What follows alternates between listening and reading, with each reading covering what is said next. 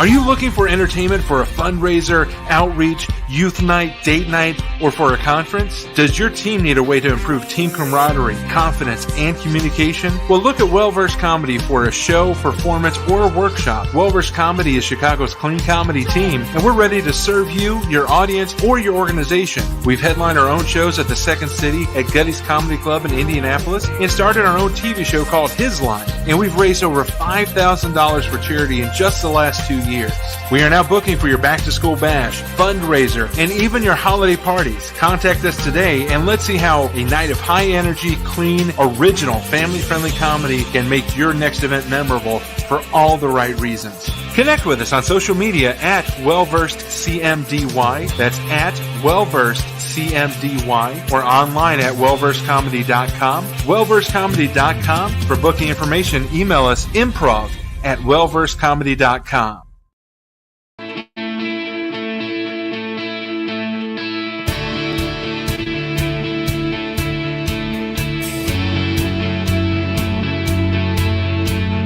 Welcome to the Gifts for Glory podcast, where we celebrate and promote men and women using their gifts for God's glory. Know someone who is making an impact for God's kingdom using their gifts, talents, and passions? We'd love to meet them. Send us an email at podcast@giftsforglory.com. That's podcast@gifts4glory.com. And now here is our host, Dave Ebert. Good evening, ladies and gentlemen, and welcome to Gifts for Glory. I'm your host, Dave Ebert. Really excited to have you along with us today, as we have a really powerful guest that's really made a huge impact in our world, and really excited to share his story with you tonight, and talk about everything that he's been doing in order to raise awareness and just to kind of wake people up to what is going on in the world, and the fact that we're really being lied to on every front. So it's really exciting to have him tonight. Before we get there, I want to remind you about Well-Versed Comedy. We are available for your next gathering, whether you're looking for a fundraiser, a date night, a youth lock-in. If you want clean, family-friendly entertainment that's going to be engaging, interactive, high energy, we have an amazing troupe, and we'd love to come to you. Just drop us an email, improv@wellversedcomedy.com, improv@wellversedcomedy.com. And we'll put together a great show, including stand-up, sketch, a devotion if you'd like to. We're there to serve you. So email us improv@wellversedcomedy.com for your next outreach event, for a great night of comedy. But if you're looking to maybe get some improv training, we do that as well. So email us improv@wellversedcomedy.com. And let's move on to our Devotions with Dave segment. Tonight, our Devotions with Dave will be coming from the book of 1 Corinthians. Chapter 5, verses 12 and 13. Here, Paul is admonishing the church, saying that basically we have to clean the church. We're responsible to protect the church. We are responsible to keep out the evil, to keep out those that would lead people astray. We are the gatekeepers. The church is open to anybody that wants to come in and pursue and get to know and find out more information about God, about Jesus, about the Holy Spirit. But once you're a member of the church, if you're a believer, once you're a part of the body, we are called to actually work to protect the church among the believers. And this is Paul's admonishment in chapter 5, verses 12 and 13. It isn't my responsibility to judge outsiders being those that don't believe, those that are not part of the church. But it is certainly your responsibility to judge those inside the church who are sinning. God will judge those on the outside. But as the scriptures say, you must remove the evil person among you. And here it's so important. We kind of rest on thou shalt not judge, or judge not lest you be judged. And we take that out of context where we miss what Paul is telling us to do. And Paul is telling us that we must remove the evil among us. That doesn't mean that just because somebody's a sinner, they get thrown out of the church. But we're talking about people who are in the church. Whether they're a pastor, a lay leader, or somebody that's a professing believer, if there is somebody that's a source of corruption within the church, it is our job to protect the church. We must protect our Father's house with zeal. Jesus flipped over tables, chased money changers with whips. He showed us the zeal we should have to protect our Father's house. And we need to uphold that. And we need to follow Jesus' example. We need to follow the words of Paul here, that it is not our responsibility to judge the outsiders. We'll leave that to God. but we do have a power and responsibility to call sin, sin, wrong, wrong within the body of believers so that we don't corrupt the body and so that we don't mislead the new believers. Because Jesus also warned us that, it would be a bad thing for us to cause a stumble among the young believers. So here Paul is just kind of reiterating that, and we need to be careful and protect the church, much like Jesus did as he chased out the money changers. We too must protect our Father's house with that kind of zeal, because it's so important for the church to be a safe place to come, to worship, to grow, and we can't allow false doctrines to reign. We have a responsibility to protect our Father's house in as much as God empowers us. So that's our devotion with Dave. Just an admonishment, just an encouragement that if you feel like something is amiss in your church, you don't have to sit idly by. You don't have to be quiet about it. And that is our devotion with Dave from 1 Corinthians 5, 12, and 13. It is our responsibility to protect our Father's house. And now let's get to our interview. We have Seth Holehouse. He is a podcaster. He's a TV host. He's doing a lot of things just to wake people up here in America to what is really going on. Now you think Christians, maybe we should get involved in politics, but I think that Jesus did get involved in a certain level because he fought for truth. He stood for truth. He stood against the Pharisees and the Sadducees. He told them what was right, and he told them what was wrong. He wasn't afraid to go against the leadership of the Jewish people because they were oppressing and keeping Jewish people down. And I think we can follow that example. And here is a clip from the now viral, the worldwide famous video, The Plot to Steal America. Here's a clip from the opening clip from that video, and we'll get to our guest in just a moment. 2020 has been a year like no other. Everything we know, everything we trust, and everything we've come to rely on has changed. So how could we expect the US election to be any different? Mainstream media are telling us the race is over, Biden won, time to move on. Nothing to see here, folks. But in your gut, you know something's just not right. From the strange patterns on election night, to the weeks of suspense, to the reports of fraud that evaporate faster than Biden's memory, it just doesn't add up. Stay with me, and you'll see just what's going on behind the scenes in this election, and why the greatest threat we're facing right now is not an invisible enemy invading our bodies, but one that's invading our country and our minds.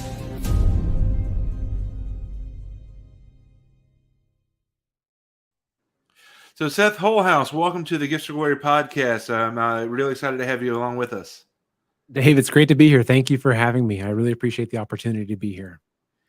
And the crazy thing about the last 2.5, almost 3 years now has been how quickly things change and how quickly things that are so important now have faded. And it feels like it's been more than just 2 years since the 2020 election and I think that no matter what side of the aisle you're on, you can admit, if you have intellectual integrity, that some things didn't add up.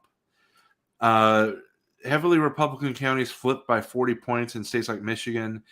And the thing was, in 2016, the election was stolen by Trump and Russian bots. And then when you confront somebody that says, oh, Biden won fair and square, you're like, well, that means that Trump fixed the elections, right? And they're like, no. So it's just, things just did not add up. So what spurred you to create this now viral, well-known, worldwide famous video, The Plot to Steal America? What kind of spurred you into that moment of, I'm going to say something, I'm going to do something? How did that happen? Quite a journey. I'll make it, try to compress it. But I think that fundamentally for me in that process, it was my wife and I that made it. I think that fundamentally it was a belief that there is a battle of good and evil that's waging right now. And we know I met my wife in New York City, doing work. We both had spent, probably nearly 2 decades each combating and fighting against communism, specifically in China, right? Yeah. And that was, that was the initial awakening for me that happened back when I was in college. I met this guy that had spent like 8 years in a forced labor camp for his spiritual beliefs. And that's still happening. And so that was what initially shook me to this realization that there still is evil in this world. I think that's one of the illusions that we have here in America is, I guess less so now, but this belief that life is beautiful and comfortable, right? We have our white picket fence, and we have our bubbles, and we have our sports, our entertainment, our bread, our circuses, etc. And being able to look and see what was happening in communist China, that was a very big awakening moment for me. And so I've been tracking it for quite some time. And so as we led up to the election in 2020, and we saw Trump campaigning, the media just coming after him, and through at that point it was very clear to me that the Chinese Communist Party had to get Trump out of office, right? They're using all their control in the media and big tech to help accomplish that. And then after the election and seeing what happened, Fox calls Arizona, et cetera, it was just this realization of like, well, we have to do something about this, because again, it's not about politics. It's not about, left versus right. It's not even about elections. I think fundamentally it's about a battle of good and evil. And from what I see, it's like we're up against Satan. And I think that, one of Satan's places where he's really taken hold of the world is through the Chinese Communist Party. And so when I see that encroaching on my country, and I see what's happening with the elections and everything, for me, choosing to fight against that is me saying, what, God, like I'm on your side, and I'm going to stand on the front lines as one of your warriors, because this isn't 1776 where you grab a musket or a pitchfork and you run out to join the regiment. This is, right now we're in fifth generation warfare, right? This is we're in information wars. That's what the battle is, right? It's literally, we're in the midst of a war right now. It's World War III. The winner takes all, basically globally, but the war is being waged via information warfare. And so when I saw this attack on our country that I looked at as a communist coup, my kind of gut was towards this is like, I have to fight in this war. And so my wife and I both had a background in media. And so we said, well, let's just make a video. And we've been talking for some time, leading up to this, is saying maybe we should start a podcast. But it wasn't like really my calling. I was like, I wasn't really setting out to be someone that spends time in front of a camera talking to people. Right. Like I was actually had a whole different business, and life was comfortable. But it was just what God wanted me to do and wanted us to do. And so we spent about a month or so building a little studio in the home and creating this video, The Plot to Steal America, we put out there. And within a couple of weeks, Trump ended up sharing it. It went all over Facebook and Twitter and really all over the world. And it was like, okay, well, this is what I'm supposed to be doing. So here I am today. Yeah. And I think that's what you kind of touched on is something important as we continue this conversation. This episode, our conversation is not a MAGA, pro-MAGA, Trump, this is more about the truth, about what really happened, regardless of who won or lost or who benefited, who lost. We're seeking for truth. And there are some things that just don't add up to what happened in 2020 with the elections, with the way things were counted in Philadelphia, and all of a sudden, Republicans couldn't be a part of the count. Windows were covered. Regardless of where you stand, we should, as Americans, agree that's wrong, and we should stand against wrong, and we should fight for the fair and free elections where there's complete transparency. We know who won, and if we have the correct president in office now, that's the way America voted. But we have to be able, as Americans, to agree. Let's find the truth before we just say, okay, the media calls it, let's listen to them. Yeah. And I think that, with regards to politics in general, I mean, the longer I've watched, everything unfold with politics, the more I think that we're up against a uniparty system. I Mhm. mean, people that they say, like the people that say, oh, the left, the left, the left, the left, the people that are constantly talking about the left, it's kind of like, well, look at our own side. You know what I mean? Right. It's like I don't even like taking sides. It's like the corruption, the control is there on both sides, and I think that it's really going back into just communist way of doing things. It's all about class warfare, Mhm. right? The key is to get the people divided against each other and have them fighting against each other so they don't realize who's pulling the strings. And if I look at what's happening in America, like the greatest trick that they've played, the communists, Satan, et cetera, is pitting half of America against the other half of our country. Yeah. And I think that's the trap that we've gotten pulled into. And there's a lot of people that say, well, I like Fox News because Tucker's been really dropping some truth bombs or whatever they're saying. It's like I feel like that, yeah, there's some good things he's talking about, but fundamentally, the role of these media, which are controlled on both sides at that level, is to keep everyone locked into this fight Yeah. of thinking that the enemy is the liberal. And actually, I think that I have a lot of friends and family that are liberal, and they may not vote the same way I do, and they're good people. I'm not saying that they're not evil people that want some satanic agenda. They might want better health care for their aging mother. They might want you know, more opportunity for immigrants. It's just that they've been lied to, and they've been duped into supporting something. And it's kind of like looking at the LGBTQ plus, the alphabet soup as it continues to grow movement. And this is exactly, how communism works: is that they create this identity, they pull everyone with it, but then they slowly start changing that identity and they start adding these principles to it, and really saying, you either agree with everything that we add to this or you're not one of us. And Mhm. so what started off as saying, hey, gays should have some rights in society. They shouldn't be persecuted. It's like, yeah, okay. Like I don't agree with how they're treated in Muslim countries when they're thrown off buildings or stoned. Right. So it started off as that. But now it's gotten to a point where it's morphed into something where they're saying that boys can be girls and children can choose their own sex without their parents' consent.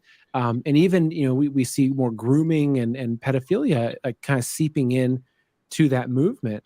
And so I think that there's a lot of people that they might at one point have said, yeah, I support this movement, but now they're being kind of roped in. And I think it's a trick that the devil is playing to get people to be corrupted, to kind of Mhm. slowly inch them off of that cliff. So they go from saying, look, we shouldn't, put, gay people in jail, to then they're slowly changing the thinking of like, well, maybe, if a child consents to it, it's actually okay. You know what I mean? And so it's this slow march. And that's, and fundamentally that's what communism is all about. It's a cultural Marxism. Like if you look at where we're at in America, we didn't get to this place overnight, right? We didn't get to a place where, we've got Cardi B singing these disgusting songs on stage, where we've got what's happening in the school system. This started really strongly back in the 60s, but this has been a very, very slow march of Yeah. getting us at every step to say, well, that's not that bad, right? It's not, Yeah. like, oh, that new R-rated movie, like it says a cuss word a lot, and I know there's some nudity in it, but well, all your friends have seen it. It's not that bad. Right. It's like, so Right. we've gone from, Mozart to Madonna. Right. Mhm. And we've gone, from Michelangelo's Sistine Chapel to Piss Christ. And it just happened, through all these little series of yeses. And I like what you talked about in your devotion at the beginning, and saying, look, we have to be responsible to protecting good and fighting against evil. And I think that that's really, again, as I mentioned, the battle of good and evil, that's what this really boils down into, is that it's like, I feel like all of us are being watched by God. And he's saying, look, are you going to do what's right? Just because you say, hey, I believe in Christ, does that mean you got a ticket to heaven? You know what I mean? Or is it like, what's it mean to believe? Does it mean that you're actually standing up for the virtuous principles that he taught? I mean, you're standing up for morality and for family, etc. Are you kneeling, or are you willing to stand up and go into that fire with Shadrach, Meshach, and Abednego? And I think that you would agree that over the last 2 years, after the pandemic started, we saw too many within the faith go ahead and kneel because everyone else was kneeling, and too few were willing to take that stand. Oh, absolutely. And I think that's not by coincidence either. I recently have interviewed Trevor Loudon. He's a regular guest on my show, and he's someone that literally has a documentary about the enemies within the church. Right. And when I was talking to him, I said, Trevor, in your opinion, what percentage of the Bible colleges and seminaries and churches, what percentage do you think are actually compromised, have been heavily infiltrated by the communists in America? And he said from his estimation, close to 90%. Mm-hmm. So close to 90%. Again, this goes back to you can trace these people back into their communist roots, because communism is rooted in Marxism, and I think there's a lot of folks that think that communist is atheist. Well, it's actually not really. Communists, they hate God. It's not like they walk around saying, God doesn't exist. There's actually, go back to Marx's original writings. This guy had a vendetta against God, and he made a deal with Satan to destroy God. So that's what we're up against. But yeah, it's really we looked at what happened in the pandemic, and the churches that were either forced people to have the vaccinations or forced them to wear masks or stay home. They completely bowed to the state instead of looking at their own principles and understanding of what is right, what is righteous. Yeah, and I've said that before. I live in Chicagoland, so every once in a while we get hit with a huge storm, and sometimes those snowstorms hit on a Sunday. There's wisdom in closing your church for a definite amount of time because of weather or other circumstance. In Florida, closing because a hurricane is coming that morning. There's wisdom to adhering to safety and safe measures, but that should be your decision as a pastor, your decision as the board of the church, not succumbing to the state, who is leaving the marijuana shops open, leaving Walmart open, strip clubs and casinos, everything, right? So that's always been my contention is, yes, there's wisdom in shutting down. Even if you can even make an argument for the first 2 weeks of saying, okay, let's say 2 Sundays off, we'll do virtual, or we'll just do house calls or whatever. I understand the finite amount of time, but when it became a constantly moving goalpost, that's when, as a church, you need to stand up and say, hey, wait a minute. You, as the government, have no right to tell us when we can meet. And we saw during that time that no mosque was ever raided by the FBI. No mosque was ever raided by police. It was the Jewish church, synagogues and the Christian churches. And I think that should be a wake-up call to all Christians. Oh, exactly. It just shows where they're targeting. But also, when you look at this as being a war, then you start to look at, okay, well, what are the ways that how is the enemy attacking us, right? How are they fighting this? Because let's just say that, you see the enemy and you're in a war and they've got sniper rifles, right? And they're all sitting up in, urban landscape with sniper rifles. You don't fight against them with shotguns, right? You say, okay, well, we need to have our own sniper teams and it's going to be a drawn out battle, but you have to really understand who you're up against to understand how to fight this particular enemy. And so if you look at, okay, so say we look at, okay, our enemy is the communists, right? It's Satan. And how are they fighting? Well, their number one way of fighting is through destroying the moral fabric of our society. And they talk very openly about this. They talk about the destruction of the family unit. They talk about the destruction of the church, the destruction of the education system. But fundamentally, it's a battle of morality. Mm-hmm. And if you look at, again, go back to that slow march, look at Netflix promoting, literally shows called Lucifer, shows about cannibalism, shows like Cuties, which, really kind of push a pedophilia agenda. And you can see that this is how they're fighting. And so I think that on the flip side of that, it's like, okay, well, that's their sniper rifle, right? It's to attack our morality. Well, then how do you fight against that? Do you rush off to go into politics? No, that's like using a shotgun against a sniper rifle. Mm-hmm. No, you actually focus on improving the morality, strengthening the family unit, strengthening the bond between you and your people of fellow faith, strengthening your commitment to live a moral and upright life. And I think that a lot of people say, they pray and they say, God, please save our country, please save our country.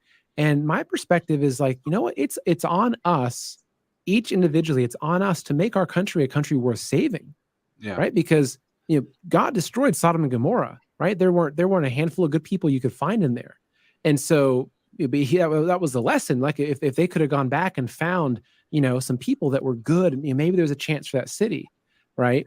But we have to make it so that America is a place where, God would look down on this and say, this country has become a beacon for morality and hope and wisdom and truth and honor and all the things that they're trying to eat away. They're trying to eat away at truth, by the most fundamental truth of God gave us a man and a woman, right? They're attacking the most fundamental truths of that. They're attacking it with evolution. So they're attacking the fundamental truths that we've been given to kind of push us into this warped world where you don't know good from evil, you don't know up from down, you don't know left from right.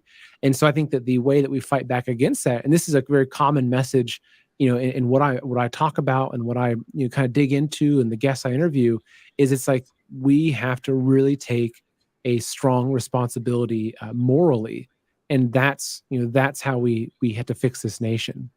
Exactly. If you think about 2 Chronicles 7:14, there was a process to God healing the land. We have to repent. We have to turn back to God and seek his face. Then he'll heal our land. He just isn't obligated to just heal the land because somebody prays.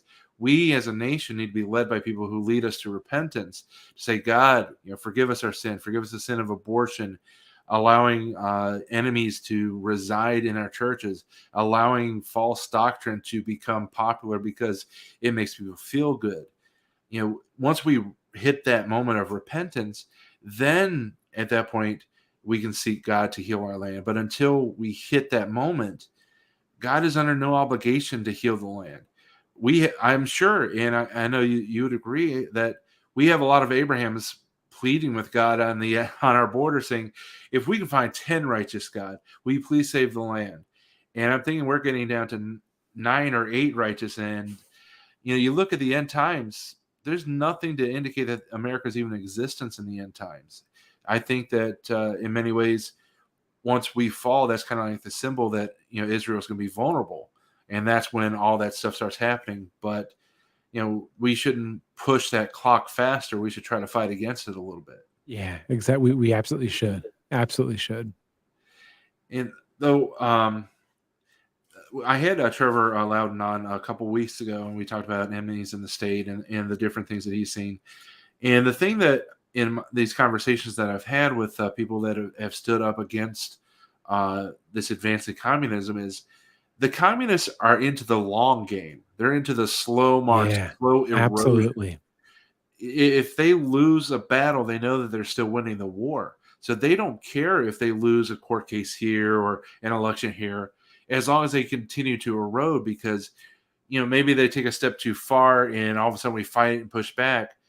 But then there's not quite the willingness to fight with that next step, because a lot of people got upset over cuties, but cuties is still there. So what's the next step beyond cuties? Actual nudity. Because we've got to the place where, we canceled Netflix for about 6 months, but now people are back. So now let's do cuties too, where there's actual nudity. And then we'll push back a little bit, but then it will stay. And it's that gradual erosion, and it's that long term, because the enemy, he's not under a time constraint. He doesn't care if it takes 200 years or 2,000 years. He wants to destroy the church. So because communism is a tool of the enemy, they're not worried about a timeline. They're worried about the end goal. Oh, they really aren't. And this is something they've also they've played against us, because with us in America, we live in a very instantaneous culture, right? It's like, oh, you got Amazon Prime. Oh, the package is 2-day delivery. Like, I want next day delivery. Right. It's like, oh, I want lunch. Go through the drive-through. It's like, why is it taking 7 minutes? I want my food in 3 minutes, right? Like we've really are, as a culture, we've been turned into this culture where we expect quick things. We're not really patient, especially as you get younger. The youth, they want things just instant. Yeah. But if you look at even the communist plans, right? There's a 100-year plan. Literally, it's called the 100-year marathon it's to supplant the United States, to take down the United States. And so when Mao Zedong started kicking off all these plans in early communist China, he wasn't looking at it and saying, I want to be reigning over America in my lifetime. He was saying, I hope that the few generations after me can continue this, and then we'll have success. And so I think that it's also really important for us as Americans to look at the amount of time they've put into this, right? Even if we go back just to the 60s, where we saw a huge influx of communist ideology coming into our country, through the 60s. It's like, gosh, that's 50, 60 years ago, right? That's 60 some years ago, right? And so if you look at that, it's like, well, they've been doing this for 60 years. Yet I think for a lot of people that are, more pro-freedom or patriots, they're like, I woke up 3 years ago. Why isn't this over yet? You know what I mean? Right. Like, why haven't we won yet? And I think it's like, we have to be prepared that this may not be some short battle where, we have the military steps in and arrests everybody. And, like, we're like, oh, great, back to life as we knew it. Like, this might be a 10, 20, 30, 40-year battle to save our nation. And it might get ugly, you know what I mean? But we have to realize that it's almost like you let the enemy spend 60 years building camps and infiltrating your city and putting up together plans. And in a couple of years, you're like, oh, we want to win the war now. It's like, no, I think that we have to really, just take a step back and set the right expectations. Because if a lot of folks are thinking, oh gosh, they still have the Dominion machines, and they're still like, look what's happening in our schools, and when is this going to end? I think that will lead to us giving up. Yeah. Right. If you're getting ready to run a marathon and they tell you, okay, hey, you know what? It's going to be 10 miles you have to run. You're like, from the very beginning, you're like, okay, like I can brace myself. But if you think it's only going to be a 1 mile race, and you finish that first mile and you're like, I'm done. Like, no, you're only 10% of the way there. You're going to quit after probably 1 or 2 miles. But if at the very beginning you say, it's a 10-mile race, I'm going to stick with this. I think that we have to really adjust our mentality and really look at how we can have the long game against them, but also still being very proactive in the here and now.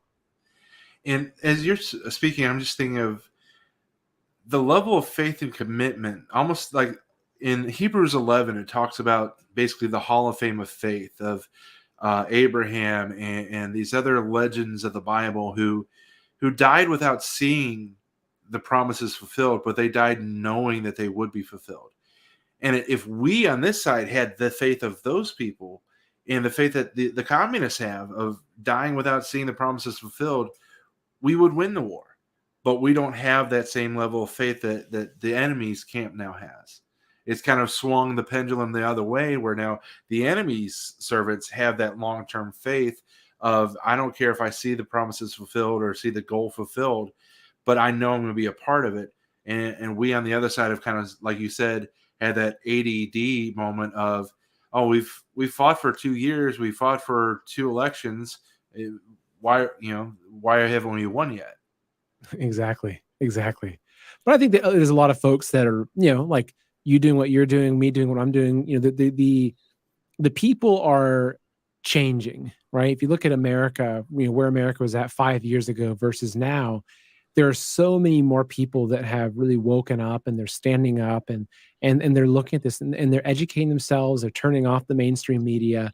And so there's a lot of positive momentum. Actually, it's massively positive momentum, especially after, under the 4 years of Trump, where whether people like Trump or not, that revealed so much about our mainstream media, so much about our politicians. And I think for a lot of people, it's like, that doesn't make sense. Like that, there's something off here, right? And so I think that we're at that place now, though, where we are seeing a lot more people realizing the truth and seeking the truth, and then finding it, again, going back to that whole idea of it being an information war, they're finding it to be, okay, look, it's my responsibility now to spread this truth. Yeah, absolutely. So I just want to remind everyone of the website to find out about the show, the podcast. You can find it at maninamerica.com. And also look for the Plot to Steal America on YouTube. And it's also on Rumble, correct? Yeah. And it's funny because it's still on YouTube, because we put that video up the day before YouTube rolled out their new rule about, you can't question the election, basically. Oh. And so it got grandfathered in. So the fact that it's still there, some people are like, are you controlled? Like, no, that's just timing that happens to still be there. So, has it been demonetized, or are you getting any royalties from it? no, and I didn't monetize it at the very beginning because it was literally the first video I put up, and I wasn't even at a place where I could even monetize my content yet, because you to be able to monetize your content, you have to hit a certain level of subscribers and views, etc. So I couldn't even monetize it. So yeah, it is what it is. Oh, gotcha.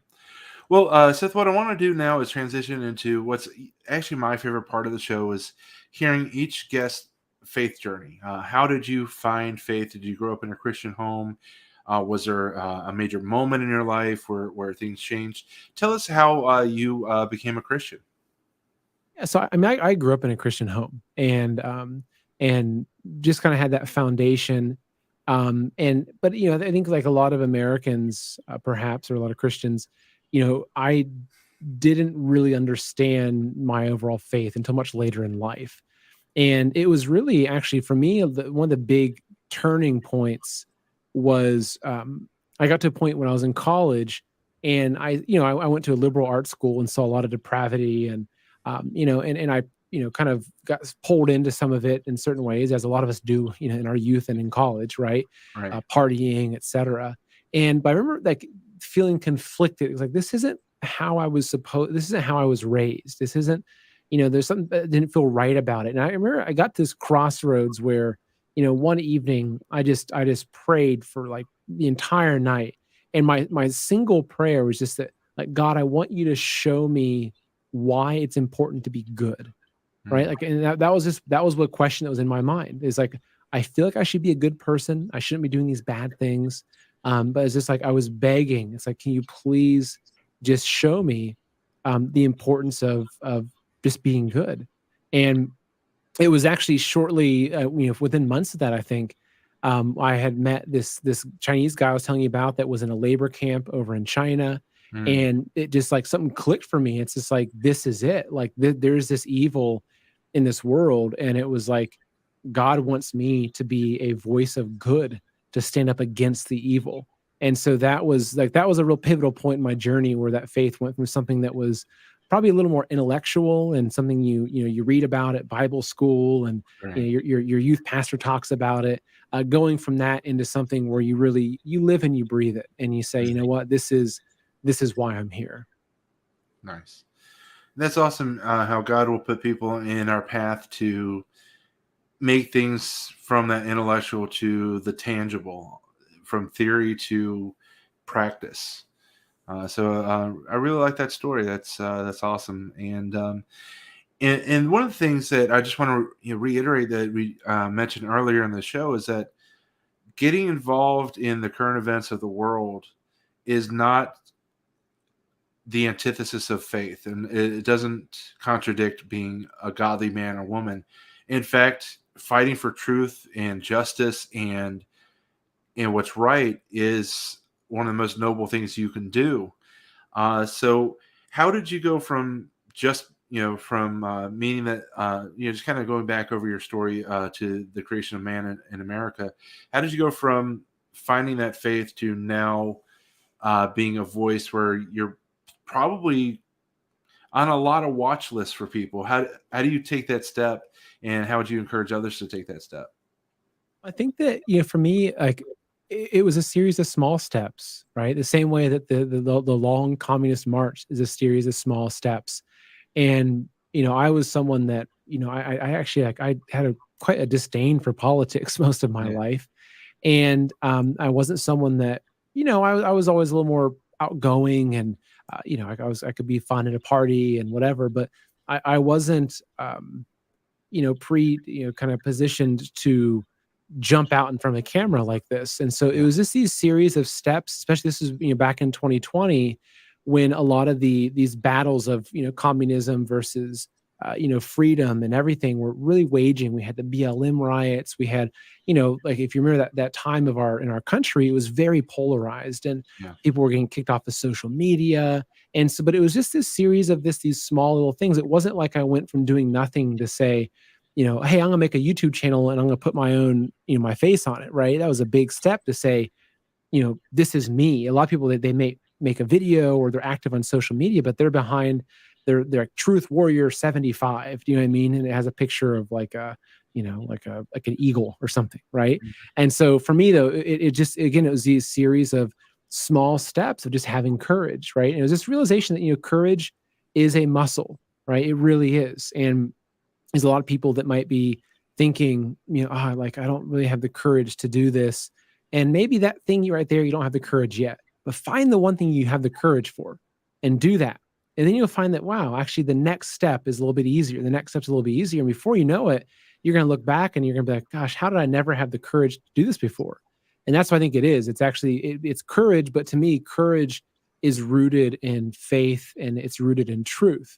Right. So it's courage, but like, where does the courage come from? It's not like I'm a mountain climber and, my courage is to, free climb without any ropes. And that's where the courage is. No, the courage is I'm fighting in this battle, but I'm on the side of good. Right. And I'm fighting for truth. And that gives me courage, knowing that this is the side of the battle that I'm on. Right. And it's like knowing that who I've got behind me and knowing, all the angels around me, like that gives me courage. Yeah. Now, what would you say, or has there been a price that you've paid? Is it if you lost friends or relationships with family over the last couple of years? Has there been a price that you've paid for speaking out the way you have? Yeah, certainly. I had hit piece articles coming out about me earlier on from mainstream media. I had, family members that stopped talking to me for, upwards of a year. And so definitely had that. And that was difficult. I shut my previous business down, not because it just was failing because of what I was doing. I had to take that leap of faith to say, this is what I'm going to be doing full time. And so I'm going to, kind of shut down this other business I had really built up that was, doing fairly well, supporting my family. So there's, all these losses, but it's also where there's losses, there's gains, right? Mhm. And so, I lost certain, family and friends in that process, but I gained new family and friends, actually ones that I feel closer to now than I ever have, the people that I've met. I've lost opportunities in a previous business, but open up new opportunities under this. And so it's like nothing has been taken without something else being given back to me. And I think the key is just being able to recognize like, this is what it is coming back. It's actually, it's a blessing. And then you get through that process and you're like, okay, well, I'll let it go. I'm just going to let it go and I'll get whatever I'm supposed to get, basically. So before we get to our final two segments, what is your outlook for America? What do you think that we as a country need to do? And do you think that we're capable of doing it? I think that we need to, as America, find our moral roots again and become so strong and vigilant in protecting and establishing that foundation again in our country. Whether we can do that, it's up to us. Can we? Yes. Will we? I don't know. Right? Like I have control over what's in my immediate realm and what's, in my family, in my community, in my life, et cetera. But I think that the future of America, I think it's very uncertain, actually.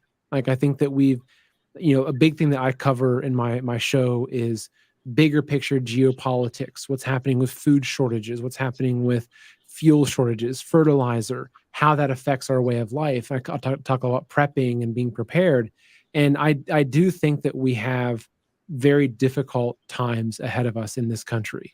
And it's not like a dire prognosis to say that. It's trying to be realistic that there's going to be some rough times ahead. I think that we're going to see inflation continue. I think that we're going to see potentially a collapse of our dollar as we see what's happening with the BRICS nations and the rollout of the different currencies that are kind of kicking our dollar out of that petro dollar status, the world reserve currency. So I think that we have some tough times ahead of us, but I also think that, I love the idea of the fourth turning, right? And the fourth turning, looking at the four stages. And there's a meme that was always floating around recently about that. And basically how, I think, I'm going to paraphrase a little bit, but strong men create good times create weak men create bad times create strong men, right? And Yeah. so where we're at right now is we're at that stage of we've allowed good times to create weak men. And so now we're going to be in the bad times that create strong men. And so that's where I think that we are. We're in the time, it's going to be bad, but these bad times will create strong men. Amen. Very cool. Or not cool, but yeah, I appreciate you saying that. We know where we are in the cycle. It's just now time that we need to prep. We need to stop being afraid of being toxic masculinity and just be men. Yeah. And be ready to Exactly. lead. So as we wrap up, we got two more segments. I know we wanted to get you out pretty quickly, so we'll go through this last two segments as quick as possible. First is the interrogation, 7 random questions that otherwise wouldn't have fit in our conversation. So here we go. So first question, what makes you laugh? Dry humor, like Seinfeld, The Office, just dry sarcasm. That's one thing that makes me laugh. Also, my daughter, I have a little daughter. She's 2 years old. Oh, nice. She's always making me laugh. So I'd say, yeah, those are two good answers. Very good. Question number 2, what's your favorite comfort food? Probably ice cream. I would say ice cream and pizza. Those are my the real big comfort foods, which makes sense because as a kid, what's Friday night? The best night of the day of the week, it's pizza and ice cream and a movie. So that's where I revert back to. Very cool. Number 3, with whom do you most identify in Scripture? Probably Job. Job? Yeah. Very cool. Number 4. Be willing to suffer, and there's a plan for it. Awesome. Number 4, what's a talent you have that few people have seen? Well, actually, I would probably say one thing that comes to mind is actually artistically, photorealistic drawings, painting, sculpture. I was a kind of more classically trained artist, and I don't get time to do that anymore. But I used to do giant big poster portraits in black and white and all kinds of stuff. So that would probably be something that most people wouldn't be aware of. Okay. Number 5, what keeps you up at night?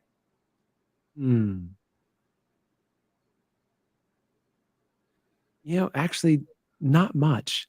I've gotten to a point where I just when it's time to sleep, I lay my head down and I go to sleep. I'm not someone that is up worrying at night. Thankfully, it just now what worries me is just the state of our country and communist China, etc. But thankfully, not a lot actually keeps me up. I still sleep like a baby every night. Very nice. Question number 6, who in modern politics would you most like to speak with, and what's your first question for them?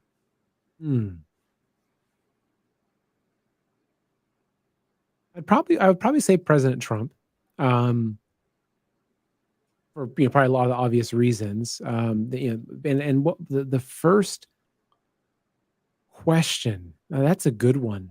That's because there's a lot of questions I'd have. I'd want to ask about the vaccine, kind of touch on that. That's one of them. Wouldn't be the first one though, because it'd be a quick way to end the interview, and so I'd be very conscious of that. But I would say maybe the question I'd ask him would be, what role do you think God will play in saving our nation? That's a good one. His answer would tell me a lot, I think. Yeah. Very cool.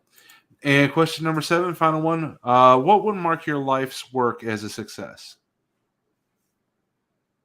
I think that if I can just encourage as many people as possible to just strengthen their faith and be good people, right? And to continue to expose the crimes of communism, the Chinese Communist Party, to as many people as I can in the world. That'd be my mark of success.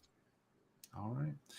And Seth, the final question of every interview is for anyone that's wanting to use their gifts for God's glory, whether that's their talents, their passions, or even their experiences. What would your wise counsel be? I would say that the most important thing is that God gave all of us, everyone, every single person, God gave gifts to. And it's really easy to look and say, I can't do that. I can't do this, and I'm not good enough. I think that one of the most important questions that we can ask is just that, God, please help show me what you want me to do. And I think be very humbled with that. I think that God will lead us to what we should be doing. And so, maybe, you can't have a podcast. That's fine. But maybe you can be on the street passing out information to people, or making phone calls, or doing something else. For anybody that wants to kind of step forward in this fight, this battle of good and evil, I really believe that God will have a place for every single person on the front lines. It's just about asking humbly where they belong. That's a good word. So Seth Holehouse, find him at maninamerica.com. Find the podcast Man in America on any of your favorite podcast platforms, and connect with him on social media, on Facebook at Seth.Holehouse. And then you also find him on Twitter at Man in America US. All those are in the show notes. And Seth, thanks so much for joining us. Thanks for fighting and being willing to put the truth out there. I think that anybody that is really willing to pay attention and not be an ideologue knows that there's something wrong, and we need to join in the fight to push truth so that there can be a light in the darkness. I couldn't agree more. Thanks again for being on. Next show will actually be tomorrow night. Join us with Brian Anderson, a filmmaker, the director of East of Middle West. He'll join us tomorrow night right here on Gifts for Glory. And Seth, we appreciate you so much. Keep up the good work, and we'll hope to talk to you again soon. All right. Thanks so much, Dave. Appreciate it. All right. And we'll see everyone tomorrow. Have a great night, and God bless.